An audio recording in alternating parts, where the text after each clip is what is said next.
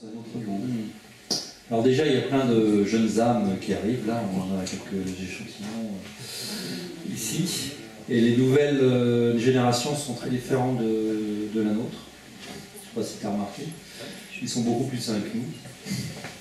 Alors, soit il y en a beaucoup qui se marginalisent aussi, hein, mais il y a quand même beaucoup de, à commencer par mes enfants, où il y a quand même beaucoup de jeunes qui n'achètent plus l'ancien système. Et beaucoup de jeunes Américains. Et aux États-Unis, de manière très paradoxale aussi, j'ai vécu aux États-Unis pendant plusieurs années, et les Américains peuvent être très surprenants aussi. Ils ont une ouverture qui est parfois impressionnante. Et ils sont moins prisonniers que nous, les Français, par exemple, du mental. En américain, ça marche, on le fait. Et ils le font, c'est aux États-Unis, bien sûr, il y a la méditation dans les entreprises, il y a plein de choses qui émergent. La France est un pays un peu coincé, hein, parce que vous l'avez remarqué. On n'est pas très... on est quand même le vieux continent. Et en même temps, il y a une énergie assez particulière en France qui est aussi intéressante. Donc chaque endroit du globe va réagir comme il peut à l'émergence du nouveau. Très difficile de dire comment les choses... On ne peut pas imaginer. On ne peut pas imaginer.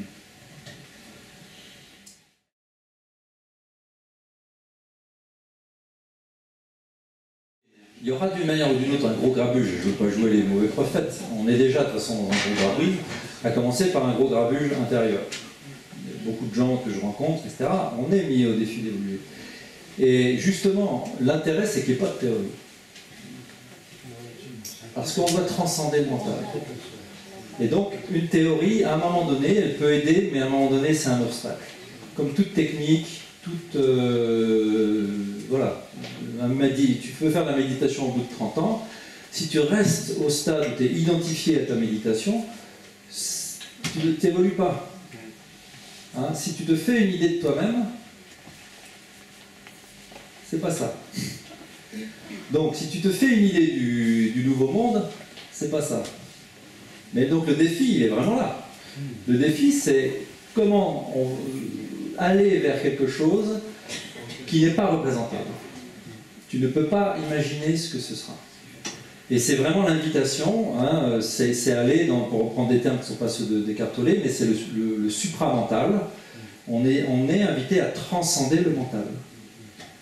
Hein, alors beaucoup d'entre nous, on est tellement torturés par le mental qu'on a tendance de vouloir revenir en arrière, donc d'aller sous le mental. Donc quelques verres de whisky, ça peut aider à... Mais là, c'est des techniques d'anesthésie, tu vois. Ou alors tu te branches, là je cite Eckhart Tolle qui a beaucoup d'humour là-dedans, tu te branches sur le mental collectif, télévision, internet, hein, tout ça, tu as l'impression que ça te soulage un peu, mais en fait tu t'es simplement branché sur le mental collectif. Donc l'idée c'est de transcender le mental. Et par définition, tu n'as aucune idée de ce qu'il y a derrière. Par définition, puisque une idée c'est mental. Alors tu peux avoir un pressentiment, tu peux avoir une intuition, voilà, on rentre dans autre chose. Donc le défi il est là. Comme vous disiez tout à l'heure, on peut se poser la question comment je suis moi face à l'inconnu. Oui. Comment je suis moi-même un inconnu pour moi-même. Bonjour inconnu. Et c'est les deux en même temps. Ton mental peut être très actif, tu peux te faire un tas d'idées sur ce qui est, et en même temps, dès que tu vois l'histoire que tu te racontes, ça y est, tu en es libre. Alors, il y a un temps où c'est délicat, c'est-à-dire que tu sors, tu rentres, tu sors, tu rentres. D'accord, t'es pris dedans, etc. Mais bon, ça fait partie du passage. Hein, c'est très rare, les éveillés sauvages comme Eckhart, c'est hyper rare. Hein, le gars qui du jour au lendemain, et encore ça devait être une sacrée expérience. Quelque part, je me dis non, peut-être pas, je l'aurais vécu. Mais au début, c'est énormément d'allers-retours.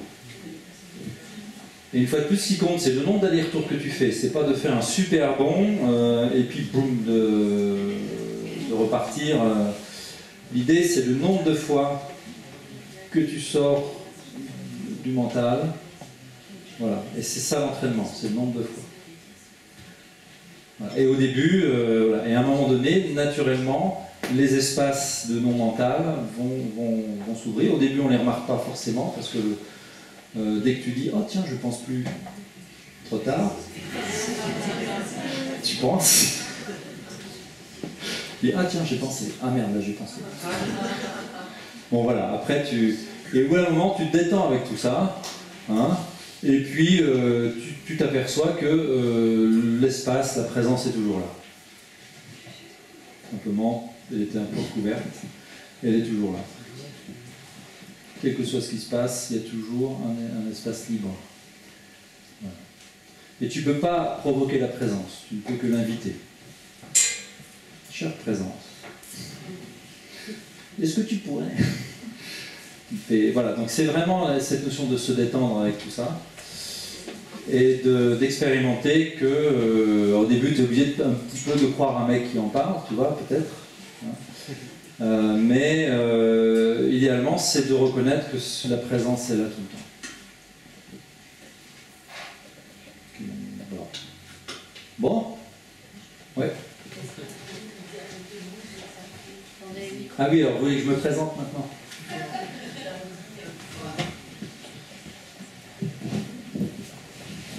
Est-ce que vous pourriez nous dire quelques mots sur votre parcours?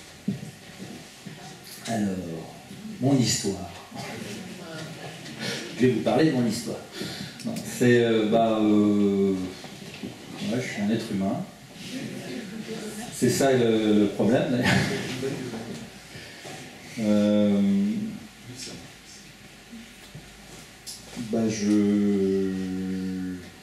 Que dire? Là où mon expérience peut être intéressante, c'est j'étais un enfant soumis.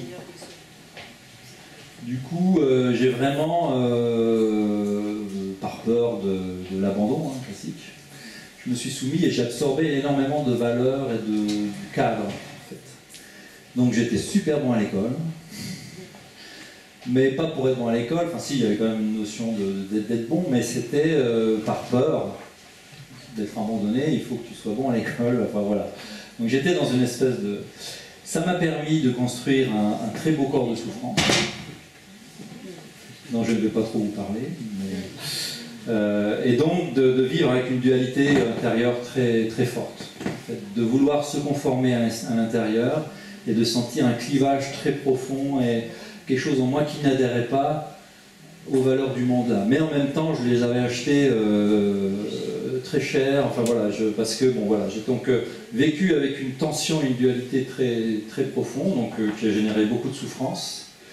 Et en même temps, toujours très intéressé par le spirituel, le différent, enfin voilà, très, très, très, comment dire, attiré par la religion. Donc la religion catholique, j'adorais ça, j'étais enfant de chœur, je jouais au curé quand j'étais chez moi, c'était ma sœur qui était mon ouaille, et puis j'étais curé.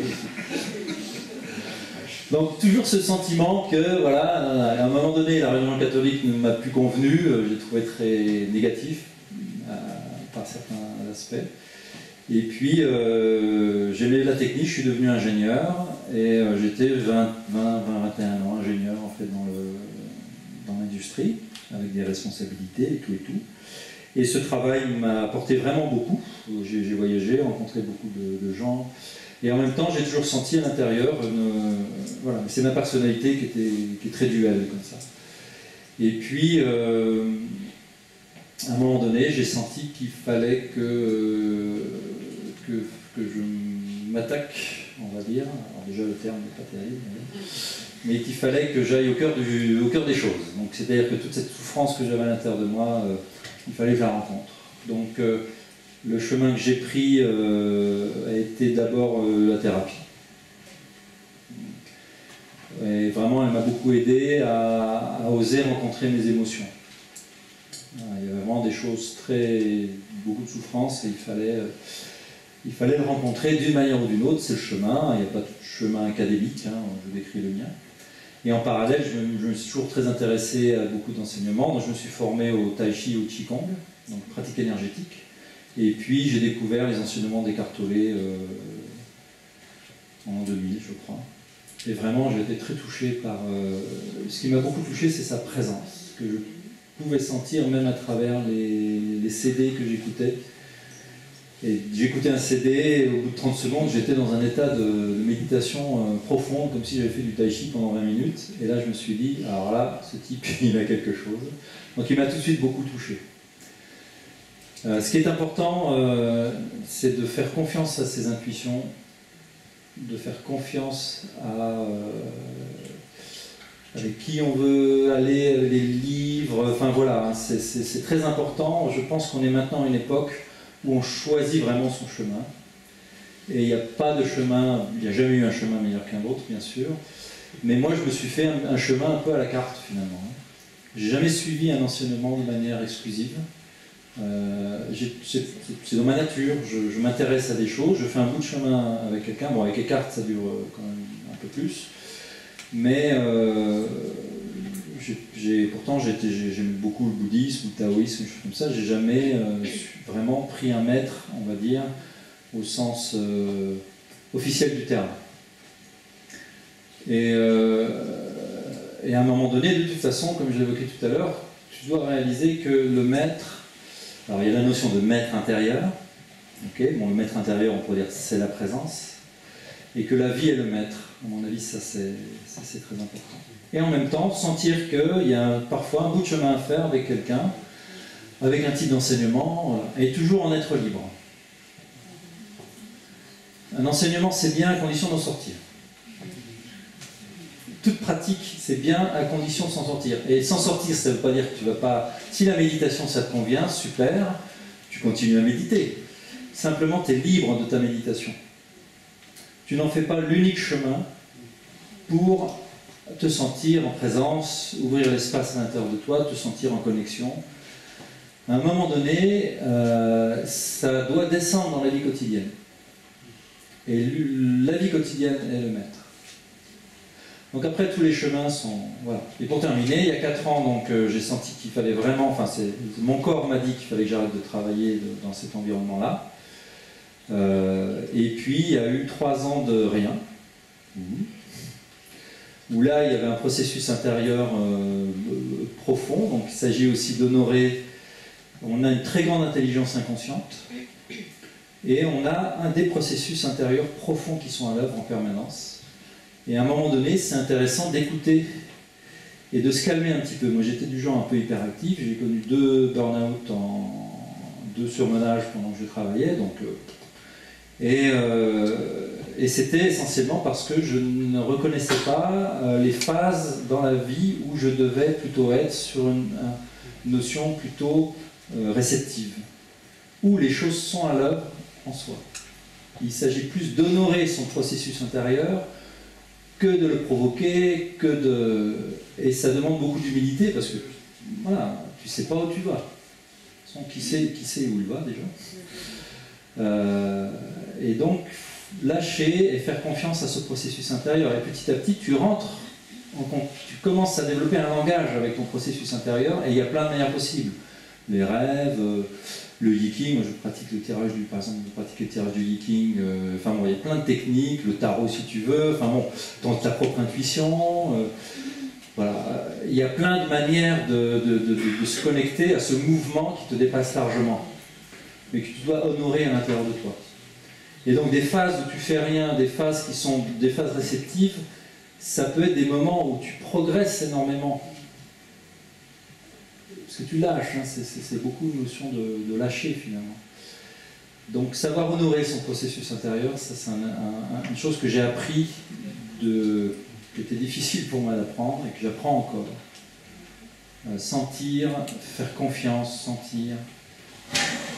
Et après, comme par hasard, les choses s'alignent. Donc au bout de 3 ans où j'ai rien fait, entre guillemets, au niveau habituel du terme, naturellement les choses émergent et voilà, j'ai commencé à transmettre les trucs d'Eckhart Tolle, je l'avais invité à venir en France et à un moment donné j'ai compris qu'il m'avait dit oui je viendrai en 2013, il n'est pas venu Bon, un être libéré et libre. Hein, donc, et là, j'ai senti à l'intérieur de moi un truc qui montait et qui disait, bah, s'il ne vient pas, qui va?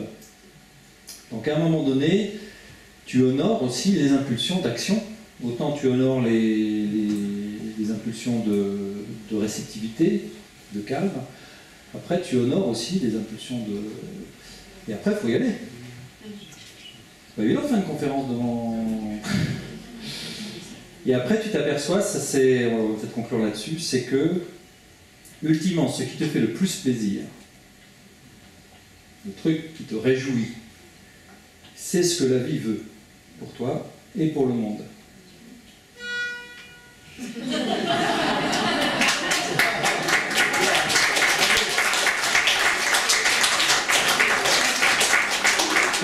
Bon, je crois que tout est dit. Ah. Bien, merci beaucoup pour votre très belle écoute et présence.